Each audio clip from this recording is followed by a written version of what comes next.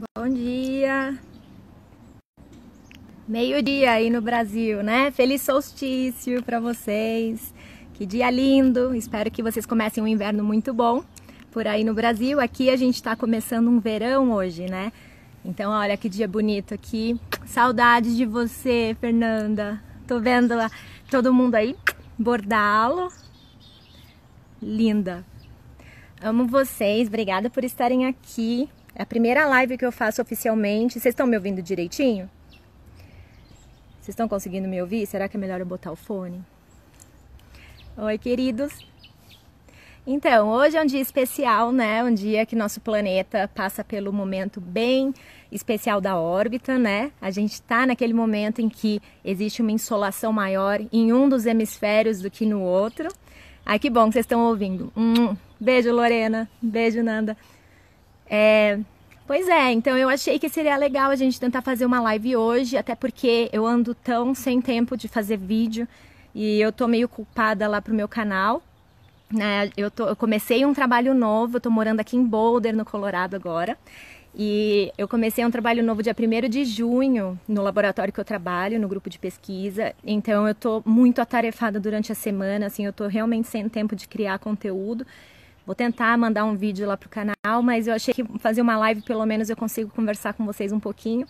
E a gente não podia deixar passar hoje, que é um dia de solstício, né? Então eu queria que vocês falar um pouquinho do tópico sobre o solstício, que é um tema que eu já abordei lá no canal também, quando a gente passou pelo solstício de dezembro, né? Então hoje faz a transição das estações do ano. Vocês começam o inverno, a gente aqui começa o verão. E tá um dia bonito, apesar de uma nuvem grande que entrou ali.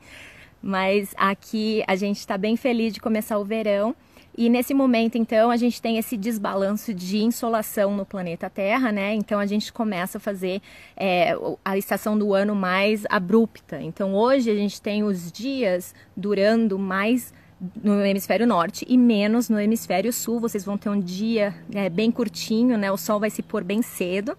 E na verdade vocês já vão estar no escuro quando o solstício, o momento exato, começar a passar pela órbita. Oi, Isabelle! Então, o que vai acontecer? Isso, acho que para vocês vai ser 6h43 da tarde e o sol já vai ter se posto aí no Brasil, né? Aqui a gente vai estar eu tô 3 horas mais atrás de vocês, né? Então, aqui vai ser 3 da tarde, 3h45. Então a gente vai conseguir celebrar exatamente o momento do solstício da órbita do planeta. E eu queria hoje lembrar como que a questão orbital do planeta ela é ligada à nossa vida, né? Então eu decidi aqui com a minha família que a gente vai começar, a gente está numa casa nova, um momento novo da vida, né? Todo mundo feliz aqui em Boulder. E a gente vai começar a partir de hoje algumas tradições que são relacionadas às órbitas do planeta. Então a gente já faz aí, né, a festa do inverno, né, que seria o solstício de inverno aqui no hemisfério norte, que é o nosso Natal. Eu fiz um vídeo lá no canal falando todas as tradições, né, que existem relacionadas ao nosso Natal, que na verdade vem das festas de solstício de inverno do hemisfério norte, né? A questão da árvore de Natal, ela é uma questão de você trazer uma árvore que fica verdinha mesmo durante o inverno, né, para dentro de casa. Os enfeites de Natal, na verdade, eles estão relacionados a frutas e coisas que as pessoas tentavam celebrar no momento do solstício de inverno, para lembrar que aquele momento tão frio iria passar. Oi, queridos, estou vendo vocês todos entrarem. E então as pessoas tentavam lembrar que naquele momento do solstício de dezembro, que aquele momento difícil do inverno iria passar, que as frutas viriam de novo, então que aquilo é um ciclo.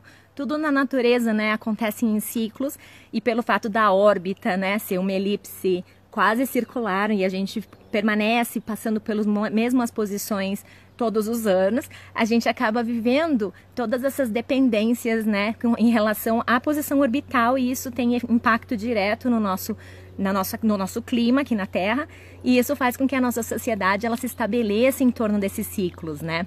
Então é muito bonito de observar. Então acho que vale, já tem algumas pessoas aí no online, vale sempre lembrar que a questão das estações do ano ela está ligada apenas, basicamente, à inclinação do planeta Terra. Então não tem nada a ver com a distância da Terra ao Sol, isso não torna o planeta mais quente, mais frio, porque essa variação da órbita, da excentricidade da órbita, que faz o planeta estar um pouquinho mais distante, um pouquinho mais próximo, ela é muito pequena. O que de fato impacta muito mais no nosso clima é a questão da inclinação do nosso eixo de rotação em relação ao plano da órbita, que é o plano que a gente chama eclíptica, né? Então, nesse momento que a gente está hoje, que a gente vai passar aí às 6h43 da tarde aí no Brasil, a gente vai estar no momento em que na órbita do planeta Terra em torno do Sol, a gente tem completamente a maior iluminação no hemisfério norte. Então, lá quem está morando no trópico de Câncer, que é no hemisfério norte, né? Esse pessoal dessa latitude específica, que é 23,5, ela vai estar recebendo o sol a pino, né? Nesse dia, hoje, no dia de solstício. Aí no hemisfério sul, a gente tem no solstício de dezembro, você tem aí o pessoal de São Paulo, aí na latitude 23,5 sul, você tem o sol a pino no solstício de dezembro. Então, essa sabedoria, né, na verdade, ela é bem conhecida pelos povos há muitos anos, né? E a gente sabe que isso define, na verdade, os padrões climáticos que a gente entra. Então, hoje a gente começa esse padrão aqui no hemisfério norte muito quente, a gente celebra o dia mais longo, né? O pessoal de altas latitudes celebra isso muito forte, porque de fato eles têm um verão muito curtinho, né? Então eles têm um inverno muito duro, por isso que o solstício de verão também é uma festa muito celebrada, além do solstício de inverno, né?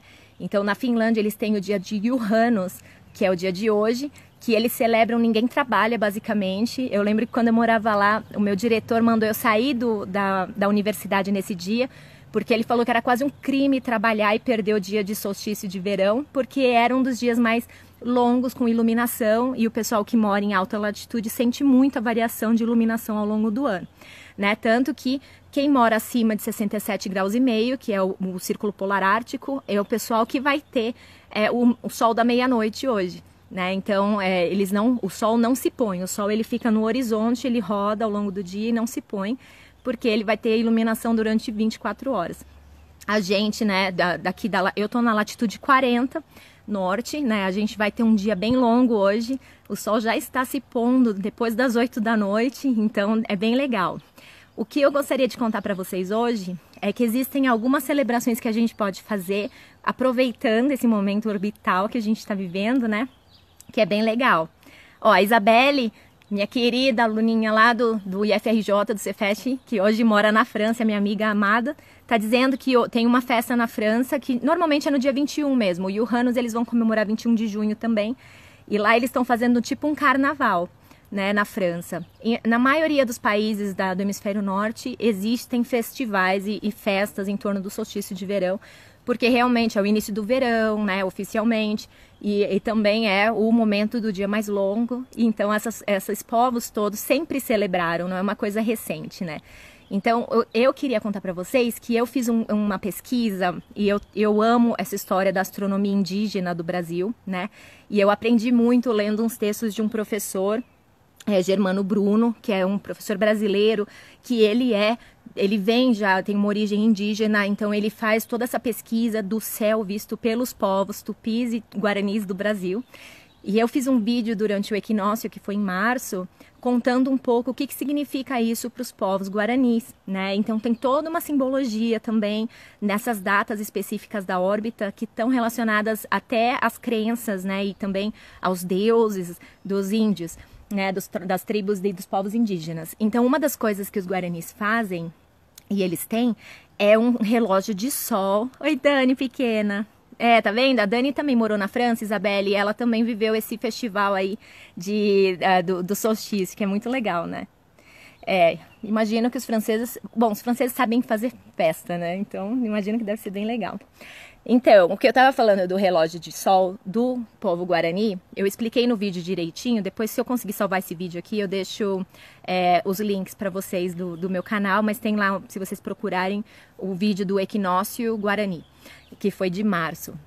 E eu explico direitinho como que funciona esse relógio. Então, uma das coisas que a gente vai fazer a partir de hoje aqui na minha família, como tradição do solstício, vai ser a construção de um relógio de sol guarani aqui no nosso jardim.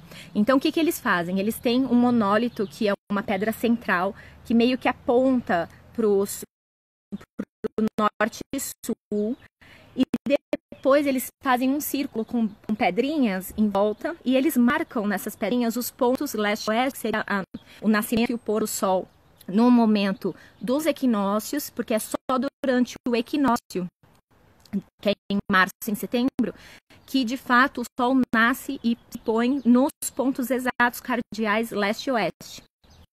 No resto do ano, existe uma variação um pouquinho para norte ou para sul nesse ponto exato cardeal. Então hoje, que é o nosso solstício de junho, que a gente tem iluminação maior no hemisfério norte, o sol ele está nascendo um pouco mais a norte do leste e ele vai se pôr num ponto um pouquinho mais para noroeste. Então ele não se põe exatamente no oeste geográfico, né, no cardeal, no ponto cardeal.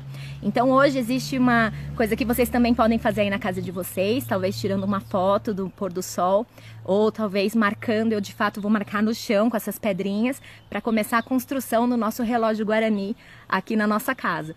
Então o que vocês podem fazer é tirar uma foto do pôr do sol, com alguma marcação, né, talvez uma montanha, ou talvez na própria janela da sua casa, você marque onde foi que o sol se pôs, a posição, e depois você consegue acompanhar ao longo do ano, e você vai ver que essa posição ela vai começar a descer agora, e até ela chegar exatamente no ponto cardeal oeste, no pôr do sol. Isso vai acontecer em setembro, e depois ela vai passar um pouquinho desse ponto e vai começar a se pôr um pouquinho mais para sul. Isso vai acontecer em dezembro.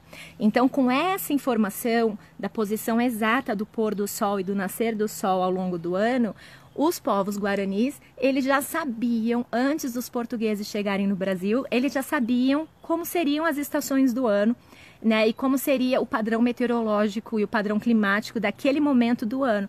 Então eles sabiam que se o sol estivesse vindo mais do norte ou mais do sul, você teria mais chuva, ou você teria mais ventos, então seria um padrão mais do outono ou da primavera. Então os nossos índios eram muito e são muito maravilhosos, né, eles já conheciam a natureza. E a nossa vida ela está muito conectada às questões orbitais e às questões do nosso espaço, né, do nosso lugar no universo. Então, o planeta em torno do Sol, como que isso acontece ao longo do ano, isso muda tudo aqui pra gente, pra nossa vida no planeta Terra. Então, isso eu queria contar para vocês um pouquinho mais hoje. E eu não quero entrar muito nessa questão de astrologia, né? Porque isso de fato não é uma coisa científica, mas eu acho que a astrologia ela é uma maneira das pessoas tentarem se conectar com a natureza e conectar sua vida com a natureza. A gente da física espacial sabe que você não precisa atribuir coisas que não são cientificamente comprovadas para que você consiga esse vínculo com a natureza. Basta olhar em volta, basta ver os ciclos da nossa própria vida, como isso se relaciona ao nosso espaço em torno da gente, né? A natureza que a gente vive. Quem já morou em lugares diferentes da onde a gente nasceu, sabe que o nosso corpo vai se adaptando à condição de iluminação daquele novo lugar, né? Eu passei o sol da meia-noite, vivi isso já na Antártica e vivi isso lá na Finlândia, e a gente vê que nosso cérebro tropical, né, que vem aí do Brasil, subtropical, a gente tem dificuldade em se adaptar a essa maior iluminação, maior tempo de iluminação ao longo dos dias, né? A gente fica até com dor de cabeça, não consegue dormir, porque tem todos os ciclos, né, do nosso corpo, da nossa fisiologia. E isso é muito interessante observar como que realmente diferentes povos de diferentes latitudes têm uma fisiologia completamente diferente já para adaptar daquela condição de luz daquele lugar ao longo do ano. Então, eu conversei também no meu canal com uma médica espacial, doutora Thais Russomano, esses dias, né? Eu postei lá esse vídeo, essa entrevista, e ela conta um pouco da questão das mudanças do corpo da gente quando a gente for para o espaço, numa exploração espacial, por exemplo. E uma das coisas é esse ciclo do dia e noite, porque os astronautas que estão na estação espacial, eles têm vários nascer do sol e pôr do sol ao longo de um dia. Então, eles têm, acho que, eu não lembro quanto que ela falou, 16 vezes nasce o sol e se põe, porque a estação espacial está numa órbita rápida, né, em torno do planeta. Então, na cabeça dos astronautas que estão ali vivendo aquele nascer, pôr do sol, iluminação muito curta, né, períodos muito curtinhos, isso mexe muito com o corpo daqueles astronautas. Então, até para quem pensa em exploração espacial, a gente tem que pensar um pouco na nossa conexão com a nossa estrela, que é o Sol. Então eu acho isso bastante interessante. E uma outra coisa que eu queria contar pra vocês, que eu falei dessa live, eu vou fazer uma live bem curtinha, tá? Se vocês tiverem perguntas, vão jogando aí. Mas É só para testar mesmo se eu consigo fazer live. Eu não sou muito boa de fazer essas coisas, mas tudo bem. Vocês estão ouvindo os passarinhos também? Que eles estão bem loucos aqui na árvore. Acho que a natureza toda celebra hoje, né, o solstício. Então, uma outra coisa que eu queria contar para vocês é a questão de que hoje também a gente está num momento agora, junho de 2020, é um momento de baixa atividade solar. Então, a gente está vivendo o mínimo de atividade solar. Isso quer dizer que a nossa estrela, ela tá num momento de baixa atividade e ela tá começando a entrar num novo ciclo. Então, o Sol, a gente tem visto esse mês que ele tá acordando, né? Então, eu também falo em alguns vídeos, mas eu vou fazer um vídeo especial esse mês, agora de junho, sobre como que as pessoas e os cientistas conseguem prever a atividade explosiva da nossa estrela, o Sol. O Sol é uma bola de plasma, né? A nossa estrela, ela tem lá uma fonte de energia no seu núcleo e ela tem plasma, significa gás ionizado, então ela tem cargas livres ali e ela roda, né? Como tudo no nosso sistema solar, como tudo na nossa galáxia, por conta da conservação do momento angular, né? No momento da formação ali do sistema planetário e tal. Então, oi pessoal, os passarinhos estão lindos, né? Então o que acontece é que o Sol, por ser uma bola de gás ionizado rodando, ele tem campos magnéticos que vão se tornando mais complexos enquanto o Sol continua rodando. Então, de 11 em 11 anos, o Sol chega nos momentos de super complexidade magnética. E isso faz com que, na superfície do Sol, você tenha regiões de super concentração de energia magnética. E essa energia concentrada, ela vai ser transferida, né, e transformada em outros tipos de energia para que volte o equilíbrio dessa estrela. Então, a natureza sempre não gosta de gradientes, né? Então, ela tenta sempre voltar a um equilíbrio ali. Não gosta muito de concentração de energia. A energia não desaparece, né? Nada se cria, tal, nada se perde, então tudo se transforma. Essa energia magnética, ela foi transformada ali por conta desse movimento do dínamo da estrela, dos movimentos convectivos de plasma. Então tem toda uma complexidade ali da própria energia, do ciclo magnético da nossa estrela, que faz com que o Sol chegue de 11 em 11 anos, ele chegue em momentos de super concentração dessa energia que precisa ser liberada, e aí essa energia magnética e a outra energia livre que está ali na atmosfera do Sol, de outras fontes, ela vai ser transformada em aceleração de partículas, em radiação, em ejeção de massa. Então você tem várias coisas que vão acontecendo explosões no Sol. Oi, Raul! Eu também tô sumida do meu canal. Raul é um dos inscritos lá do Que Diz a Física. Eu sei que você sempre é um apoiador maravilhoso. Obrigada pelo seu apoio, viu? Eu também tô sumida do canal. Eu tô aqui contando pro pessoal que eu tô com um trabalho novo e eu tô, também tô sofrendo aqui para conseguir tempo para fazer conteúdo, mas eu vou conseguir, viu? Ah, Débora, saudades. Eu amo ler você. E tenho amigas muito, muito antigas aí, né, de Facebook, que também tenho saudades. Eu tô sumida de todas as redes, na verdade. Não tô conseguindo escrever muito e nem postar muitos vídeos, mas eu vou tentar fazer mais conteúdo lá. Sempre tô tentando buscar isso. Mas enfim, o que eu estava falando da atividade da estrela, né? O que está acontecendo nesse momento agora é que o Sol ele conseguiu já explodir. O máximo de atividade que a gente passou foi lá em 2014, do último ciclo de atividade solar. De novo, ciclos da natureza, né? Então o Sol ele fica mais explosivo, de repente ele fica mais calmo, aí continua essa complexidade magnética aumentar, fica mais explosivo, libera toda essa energia concentrada, volta para uma condição mais calma, e isso é um ciclo. São vários ciclos, na verdade.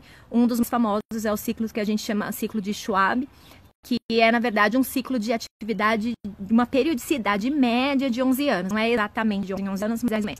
Então, eu que nasci em 82, né, já tô velhinha, mas 82 ainda estava considerado ali um período de máxima atividade do Sol. E aí, eu conto os ciclos a partir do momento que eu nasci, mas os ciclos eles são contados desde 1750 e poucos, por isso que a gente está entrando agora no ciclo de número 25, né, que vai começar agora.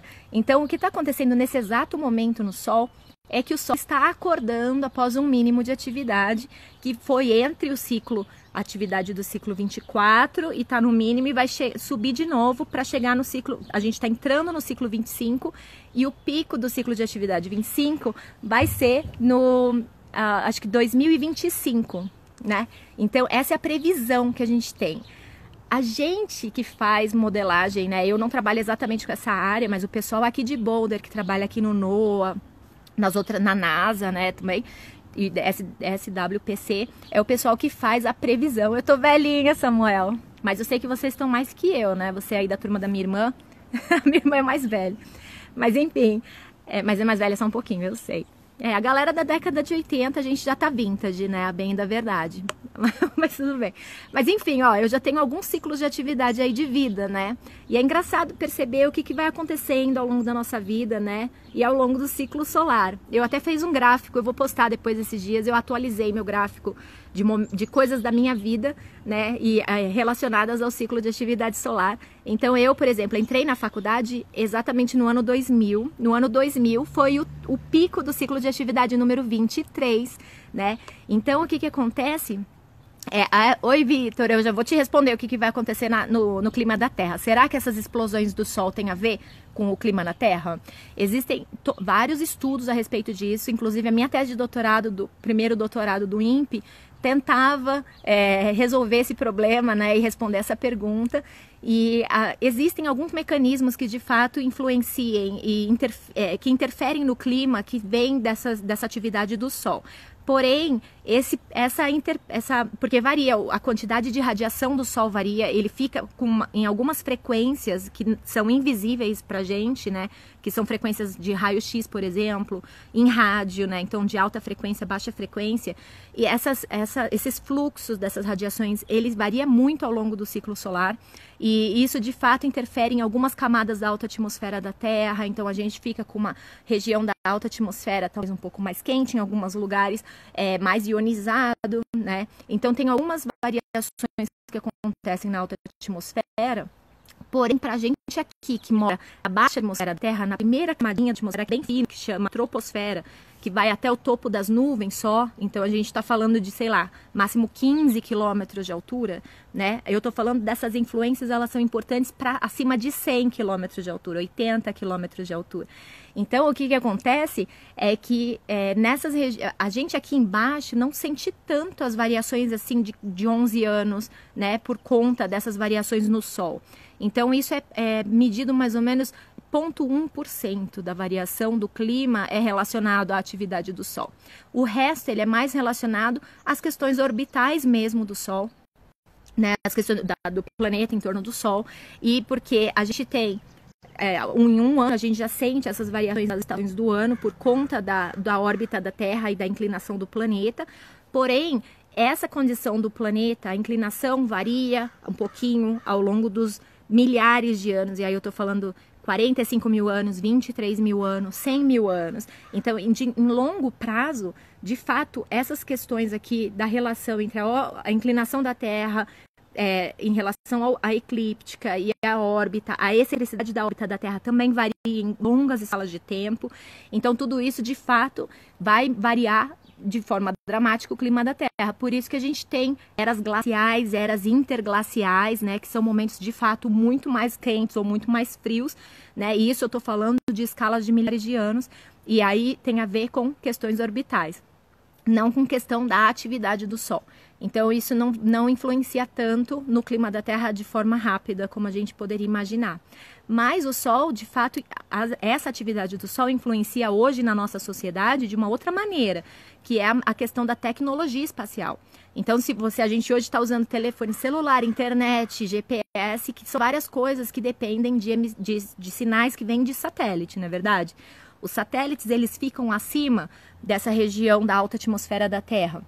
Então, o que acontece? Todo sinal de satélite, ele desce e atravessa, a gente chama esses sinais de transionosférico. Ele cruza a ionosfera da Terra, que é essa região da alta atmosfera que é ionizada e que sente muito a variação da atividade solar, né? A explosão solar e todos esses efeitos aí de curta duração do Sol. Uma única explosão, ela pode gerar um aumento ali, uma perturbação nessa alta atmosfera que pode fazer com que a gente perca o sinal do satélite até.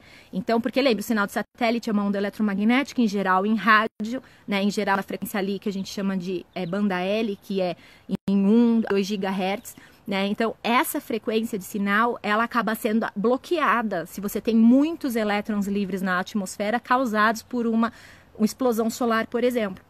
Então, hoje, a gente tem uma influência muito maior da atividade solar na nossa vida por conta da tecnologia que a gente usa. Por isso é tão importante entender o que a gente chama de clima espacial, que é de fato conseguir prever o que acontece no Sol, né? E conseguir entender e se precaver aqui na Terra, proteger nossas... Oi, Natália! Proteger as nossas tecnologias. Alguns satélites, eles passam em regiões do planeta que estão um pouco menos protegidas, porque a Terra, a gente está aqui protegido tanto pela nossa atmosfera, que acaba absorvendo, né, os raios mais nocivos à vida, ele consegue também dar uma bloqueada nessa radiação que chega aqui na Terra, e também a gente está protegido pelo campo magnético da Terra. Então a gente aqui na Terra tem dois escudos, né? A gente tem a atmosfera e o campo magnético da Terra. Tá vendo? Samuel trabalhou numa empresa de tecnologia da informação que tinha alerta para tempestade solar. E eu já vi também o pessoal, acho que a Dani da Casper Libero, Samuel, ela me mandou uma vez uma tela tinha assinado uma TV via satélite e que tinha dado ela perdeu o sinal e eles colocaram na tela. Perdemos o sinal por conta de tempestade solar. E ela me mandou falando, o que é isso, né? É verdade? É verdade. Então, o que acontece é que a gente depende de fato. Então, a maioria dos sistemas de telecomunicação, né, e hoje em dia de localização, eles têm que ter alertas e eles falam com a gente que é cientista da área do clima espacial. Então, existe até uma parte que muito forte nos Estados Unidos que a gente chama de R2O, que é pesquisa para operação, né? Research to Operation. Então, a gente tem que fazer dos dois lados. A gente fala com o pessoal, os operadores, né, que trabalham nessas empresas, porque eles precisam... O que acontece com essas atividades solares, Samuel? Elas perturbam, ela não interfere necessariamente diretamente no satélite que manda esse sinal das empresas de telecomunicação. Ela interfere na atmosfera da Terra, na alta atmosfera da Terra.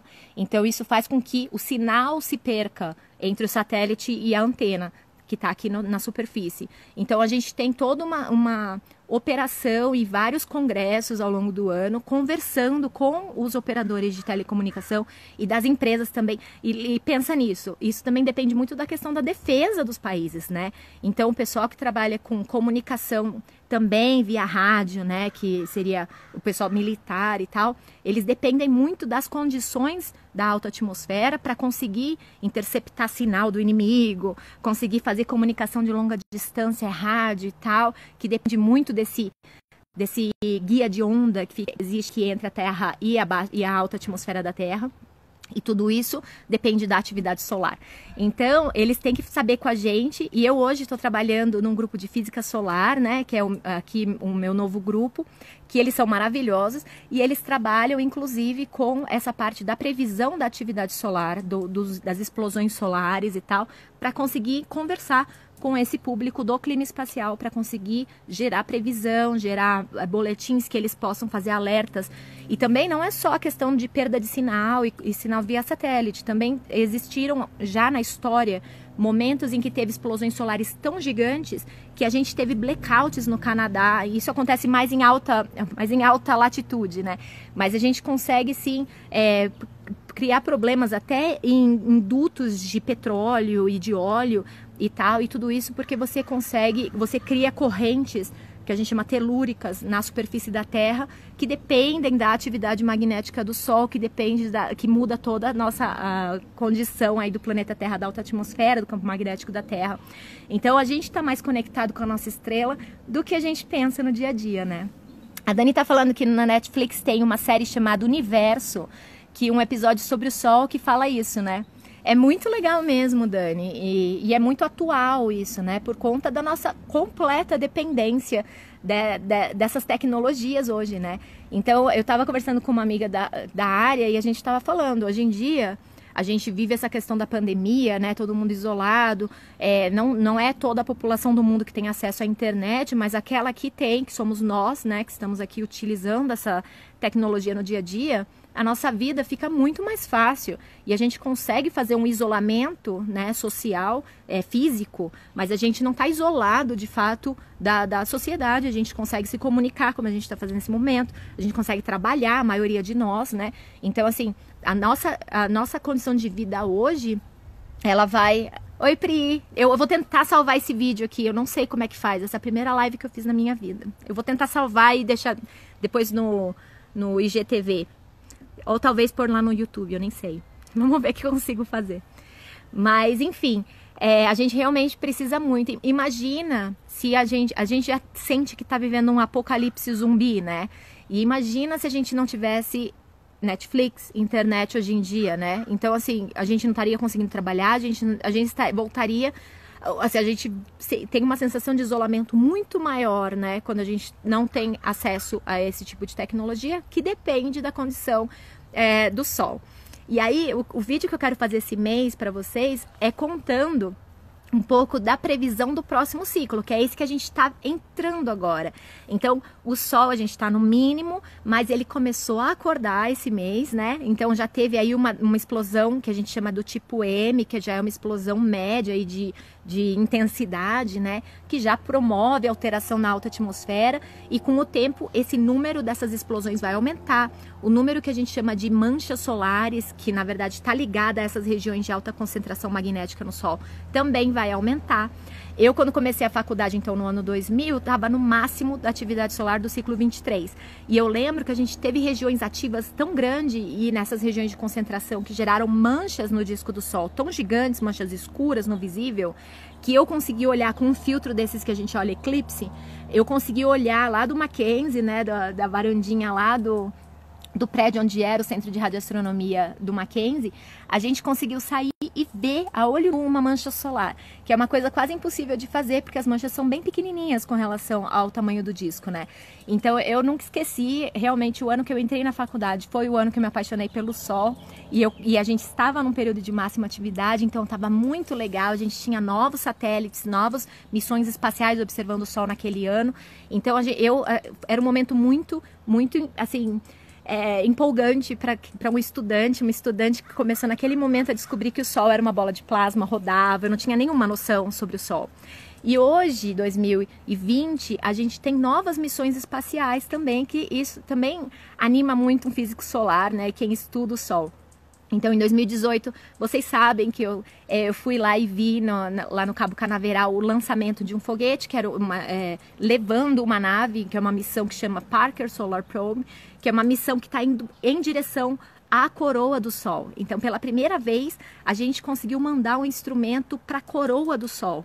E esse instrumento ele está fazendo alguns loops, né, algumas órbitas em torno do Sol e cada vez mais próximo, chegando mais próximo. Então ele já conseguiu chegar ali numa distância bem próxima do Sol, que já é considerado onde começa o vento solar, né? Ele está ali quase chegando na coroa do Sol, que é a última camada da atmosfera do Sol. Então é um momento assim único para a gente ter medidas in situ lá dessa região em torno da nossa estrela, que nunca aconteceu antes, porque a gente nem tinha tecnologia. Oi, Felipe, oi, pessoal. A gente nem tinha a tecnologia para, de fato, conseguir medir essa região do meio interplanetário tão próxima do Sol, tão dramática, né, tão quente. Então, a gente teve que desenvolver tecnologia e materiais para construir essa nave, Parker Solar Probe, que chegou e está chegando cada vez mais próximo do Sol. Então, eu tenho feito observações usando lá o Arecibo e o VLA, né, que são dois radiotelescópios de terra aqui, que ficam na superfície da Terra. E a gente está tentando observar o meio interplanetário bem próximo do Sol, nas regiões onde o Parker Solar Probe está passando, porque é na região da eclíptica, e a gente está comparando os dados. Então logo vem papers aí e a gente está bem animado. Então, para o pessoal da minha área, está sendo super legal. Teve uma outra missão lançada esse ano, que chama Solar Orbiter, que é uma missão NASA com a ESA, né, que é lá da Europa, Agência Espacial da Europa, e essa missão ela vai começar a observar o meio interplanetário, mas fora da eclíptica. Então, o Parker Solar Probe está fazendo órbitas em torno do Sol no mesmo plano da órbita do planeta. Então, ele consegue ver, mas é uma medida limitada ali a essa região do plano da eclíptica. O Solar Orbiter ele vai ter uma inclinação, então a gente vai conseguir observar as regiões polares do Sol, que é uma região é muito difícil de medir e que é super importante a gente conseguir ter essa medida direto do polo para que a gente consiga saber direito como que esse dínamo magnético do Sol acontece, o que acontece. Oi, Felipe, a gente está usando lá no VLA e em Arecibo, a gente está tentando usar a banda L mesmo, que é 1 a 2 GHz, porque com essa banda a gente consegue medir, a gente está medindo não diretamente o vento solar, a gente está medindo quasares que ficam lá no fundo, né? Então fontes rádios bem pequenininhas que estão no fundo ou pulsares, porque a gente está observando a cintilação interplanetária causada pelo vento solar no sinal. Então a mesma coisa da interferência que a gente tem da ionosfera, da alta atmosfera, no sinal do satélite, do GPS, por exemplo, a gente consegue fazer a mesma analogia e fazer a mesma interpretação usando fontes rádios distantes.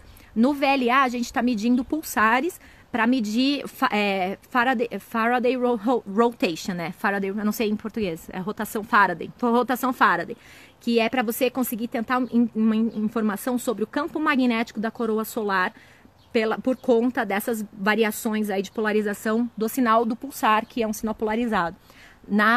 Em Arecibo a gente está medindo quasares, e aí eu não tô nem pensando na questão da polarização, eu tô vendo mesmo só a cintilação do sinal, para a gente ver o que a cintilação tem a ver com as turbulências de densidade do vento solar, e aí a gente consegue saber quais são as características e até a velocidade do vento. O VLA tá na capa de um disco do Dire Straits. Samuel, o VLA tá na capa do disco. Um pulsar medido por Arecibo, ele tá na capa do disco do... Qual que é o nome daquela banda? Eu fiz até um vídeo sobre ela, que era uma banda de rock aí, meio punk, dos anos 70. Quem lembra disso? Gente, esqueci completamente. Mas vai lá no meu canal que tem um vídeo sobre a banda, essa capa do disco que vive em várias camisetas, né, e tal. Esqueci completamente, tô pensando em Bad Religion, não, mas não é. Esqueci. Mas enfim, tem várias coisas da astronomia na cultura pop que é bem legal. Quem que me perguntou aqui de absorção? Ah, o Felipe. Não é absorção, é cintilação simples mesmo, né? Então, como as estrelinhas piscam, é o piscar do pulsar. Joy Division, obrigada. Isso mesmo. A banda Joy Division tem a capa do primeiro disco lá, tem aquele imagem icônica, que são vários gráficos parecem umas montanhas, sei lá, e aquilo na verdade é um sinal de um pulsar medido por Arecibo, e é o pulsar que foi descoberto por Jocelyn Bell, né? O primeiro pulsar então descoberto, ele foi medido em Arecibo pelo Hal Craft, que depois virou diretor de Arecibo, né? E ele, por um astrônomo lá de Cornell, e ele estava na tese de doutorado, então ele fez aquele gráfico sem saber muito bem como representar, e foi super legal. Também não é da minha época, Dani. Lógico, VLA e Arecibo aparecem no filme Contato, Fê. E o filme Contato, que vocês todos têm que assistir, né? Foi o filme que mudou minha vida, e eu amo, e eu conheci a cientista que inspirou o Carl Sagan a escrever aquele papel da Ellie Arroway, que foi, né, do livro Contato, primeiro, que o Sagan escreveu junto com a esposa, a Anne, eu não lembro sobre o sobrenome dela. A Anne, que é a esposa dele, que é uma autora maravilhosa até hoje. E eles escreveram juntos, na verdade. Ela é uma escritora e ela sempre traduziu muito bem em palavras, né, as coisas que o Carl Sagan tinha. Então aquela paixão que ele sempre transmitiu na comunicação, né, das informações da astronomia. E isso me encantou, aquela história, aquela cientista. De fato, aquilo mudou minha vida e aquilo que me fez decidir ser uma cientista, né? Eu amo o filme Contato e eu tive a sorte de, em 2018, eu conheci a Jill Tarter, que foi quem inspirou o Sagan. Então, ela é maravilhosa de fato, ela ainda trabalha, ela foi uma das pioneiras do projeto SETI, né, série, que foi aquele projeto para busca de vida inteligente fora da Terra, em rádio, usando radiotelescópio. Então é fantástico assim, a história da vida dela. É realmente muito inspiradora e me inspirou a ser cientista. Então, para mim hoje, trabalhar com dados do VLA e de Arecibo, de fato, é um fechamento de ciclo para mim, assim, foi uma coisa que me inspirou e hoje, de fato, a gente faz pesquisa lá e eu consigo fazer remotamente aqui do Colorado, consigo fazer observações em Arecibo, então eu ligo lá, falo com o operador, eu faço daqui os controles e aí aquele radiotelescópio gigante de 300 metros de diâmetro, ele vai apontar para os meus quasares próximos do Sol, próximo em ângulo, né? para que eu consiga fazer essa investigação do vento solar. Então é muito legal. Uma coisa que eu acho que também é legal mencionar hoje é que a filha do Carl Sagan com a Anne, ela é chamada Sasha Sagan, e ela escreveu um livro lindo, que eu não sei se tem em português já, mas que chama For Small Creatures Such as We, que é uma parte daquela frase do Sagan que fala para criaturas tão pequenas como nós, a vastidão do universo só é possível ser observada se a gente pensar no amor, né? Ela só é possível ser vivida, né? Essa vastidão, a gente consegue encarar essa vastidão simplesmente através do amor. Então, a Sasha Sagan escreveu esse livro lindo, contando as questões dos rituais associados à astronomia, né? Então, ela vem de uma família que não é religiosa, né? Então, eles se chamam secular, né?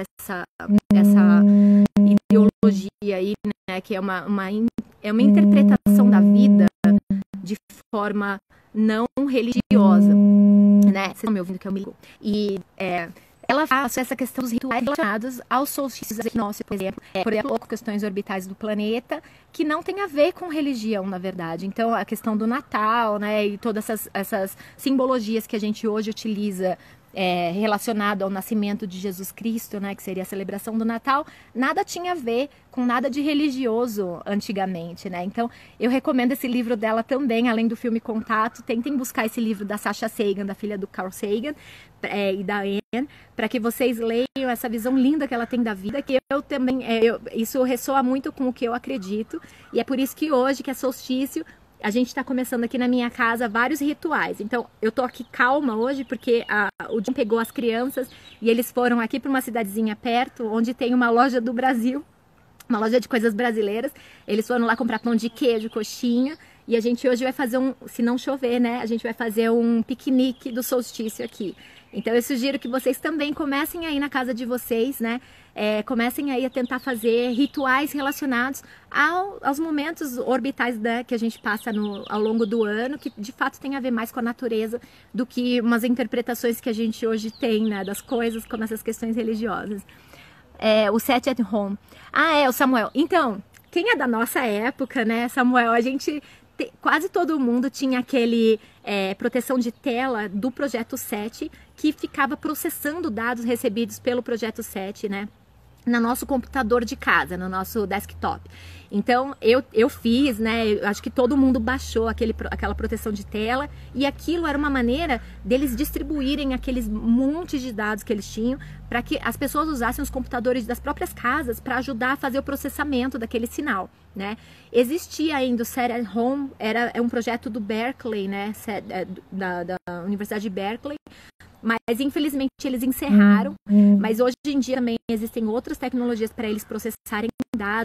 Então esse projeto 7, ele foi assim inovador em várias coisas. Eles tiveram que desenvolver novas antenas, novos tipos de receptores, né, de back-end, para a aquisição do sinal, para que eles conseguissem fazer esse scan do céu, para tentar buscar qualquer tipo de sinal rádio que não fosse de origem natural, né? Então, por que eles utilizam essa banda de frequência? É porque essa banda de frequência está relacionada com a emissão do hidrogênio, que é o elemento mais abundante. Então, eles entendem que se existe uma civilização inteligente em qualquer outro lugar, essa civilização devia estar familiarizada com a emissão do hidrogênio, né?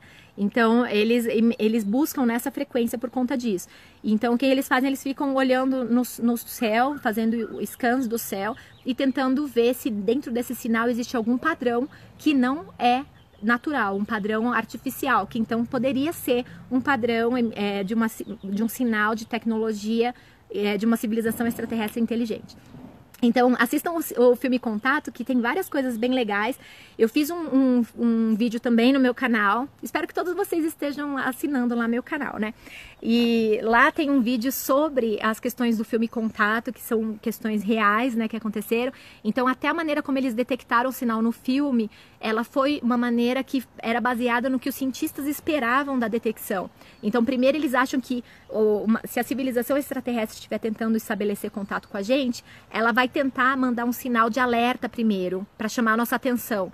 Então, por isso que no filme eles recebem primeiro os números primos, né? Que são números que não são números que você vai encontrar aleatoriamente na natureza, né? Não vai ser uma periodicidade natural, por exemplo, porque não é constante ou tal.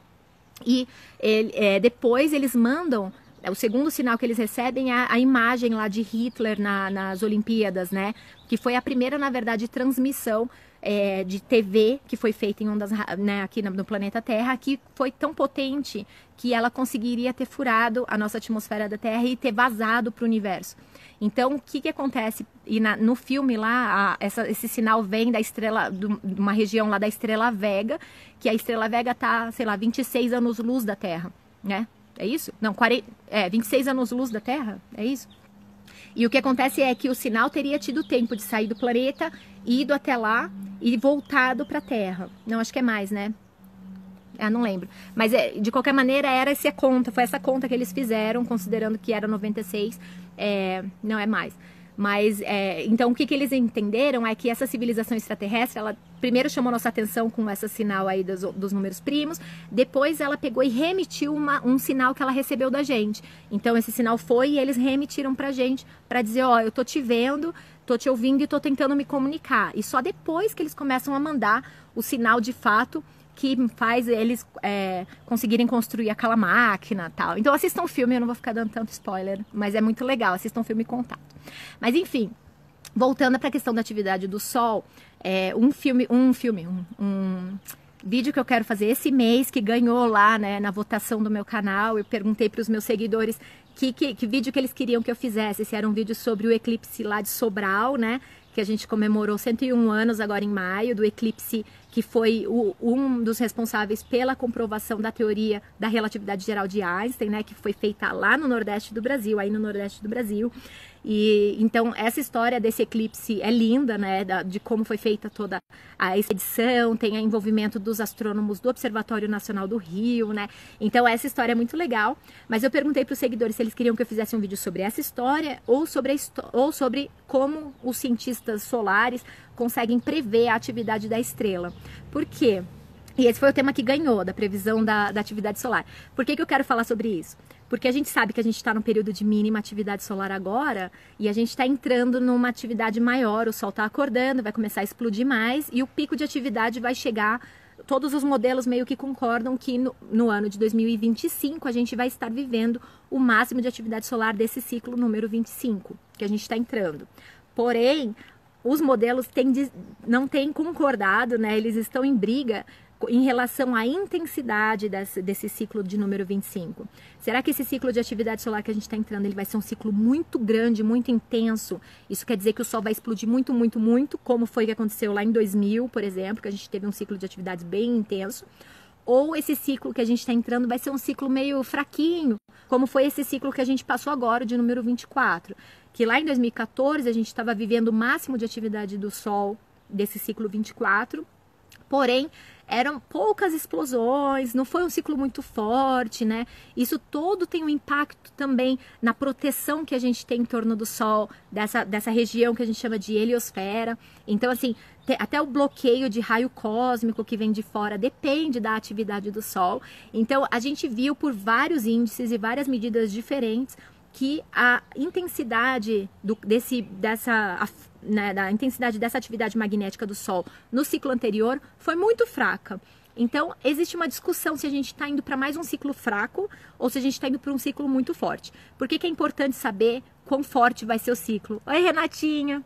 Minha amigona lá desde a 4ª série, Gabi. Obrigada por terem vindo hoje para essa live.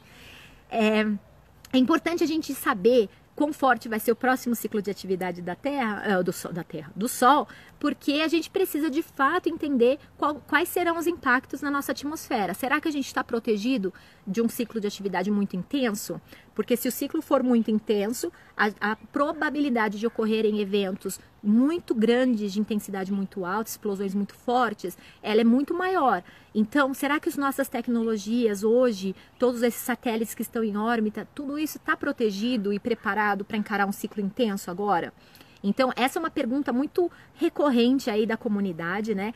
E alguns modelos mostraram que esse ciclo que a gente está entrando é um ciclo fraco. Isso tem uma outra implicação que seria, será que a gente está passando agora por um momento de ciclos fracos, vários ciclos fracos, e aí talvez, se a gente tiver uma sequência de vários ciclos muito fraquinhos, aí a gente pode talvez ter um impacto no clima da Terra. Então existe aí um momento na história lá, 1650, 1715, que a gente teve um sol muito fraco, a gente nem observou essas manchas solares que eu falei para vocês que a gente consegue ver, né, no visível. Oi, Paty. Oi, Gabi.